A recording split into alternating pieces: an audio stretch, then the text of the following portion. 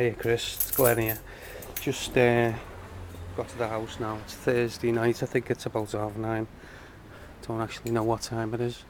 Everything looks okay. It's getting a bit dark now, so I hope we can see stuff in here. I don't actually know if there's any lights on. Oh, sorry, electricity I should say.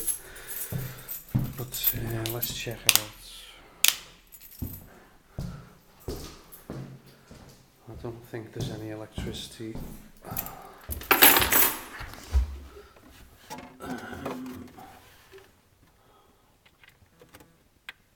Emergency button.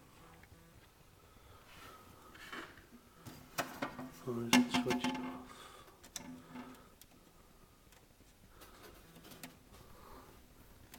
Yeah, I think the electricity needs topping up. But everything looks fine in here. In the living room, everything's fine. Kitchen's fine.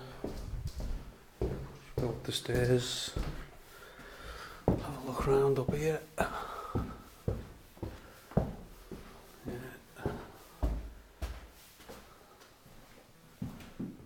Bathroom's fine.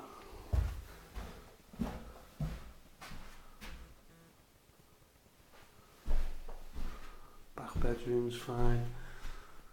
Still got a damp patch on the ceiling. I don't know, it's not a damp patch, but it's a stain on the back bedroom ceiling. That's got to be a roof problem. Middle bedroom, fine, no problems. Front bedroom, right, yeah, see the problem. Don't know if you can see that. It is getting a bit dark now. Let's just open these blinds. Okay, see if this helps.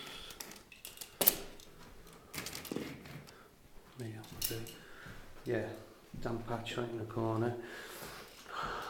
Underneath the window,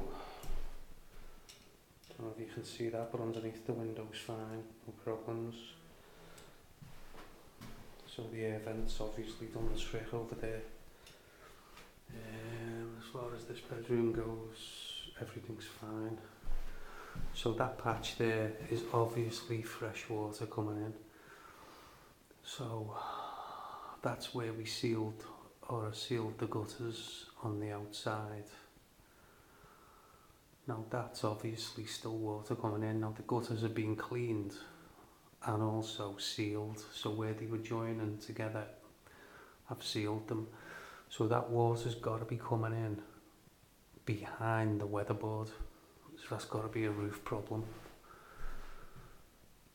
There's no other explanation for it, otherwise it would be coming in. If it was the gutters, it wouldn't just be overflowing there, unless... Let's have a look at the outside. Unless the gutters are dipping and the water's collecting in that point and then overflowing. So let's just check it out.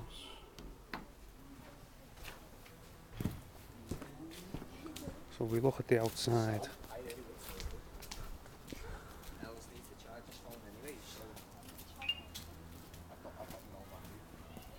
So we look at the outside from here. So we've got a drain pipe there.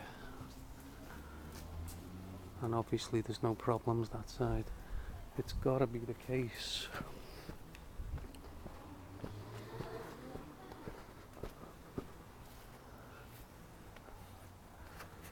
Although the roof looks fine.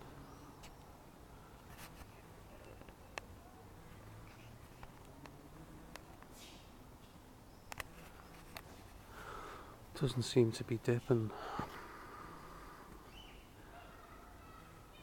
There's either water getting in behind the tiles, but that doesn't look right because the roof looks fine. Or it's still overflowing from that gutter.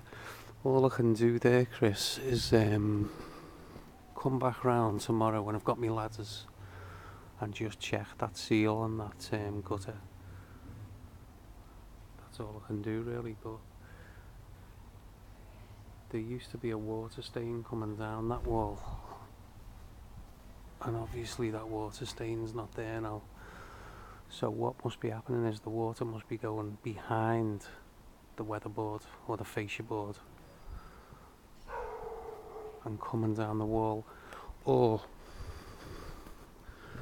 the other problem you could have is the water's running underneath the tiles of the roof and down the felt. Now that could be an option because I've known that to happen. And it does look like there's at least one tile up there that's dislodged slightly.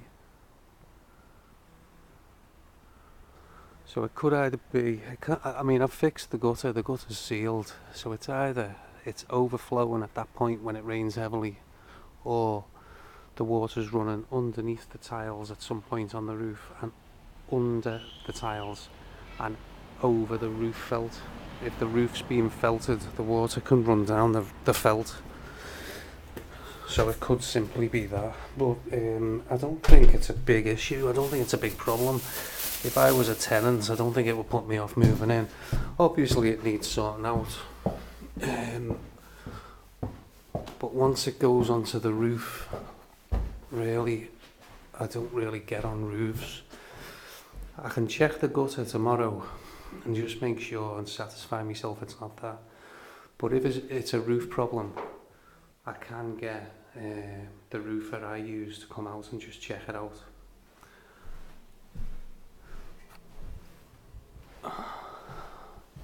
But it's definitely ongoing. So whenever it's raining, water is coming in behind the fascia board, behind the gutter at this point here.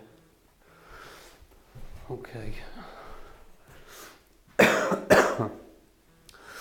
So yeah, that's what we'll have to do. I'll check the gutters tomorrow and I'll get me mate, if I'm satisfied it's not the gutters, I'll get me mate to check out the roof and just make sure it's not the second thing I was talking about. Okay, so that's the damage anyway, just in that corner. And I mean, if we can get the problem sorted out, whichever one it is, the way to disguise that is just paint it with oil-based undercoat and then run over it once that's dry with emulsion, and that'll disguise it so there'll be no problems aesthetically. But whatever's causing that needs to be sorted out, definitely. Okay, cheers Chris.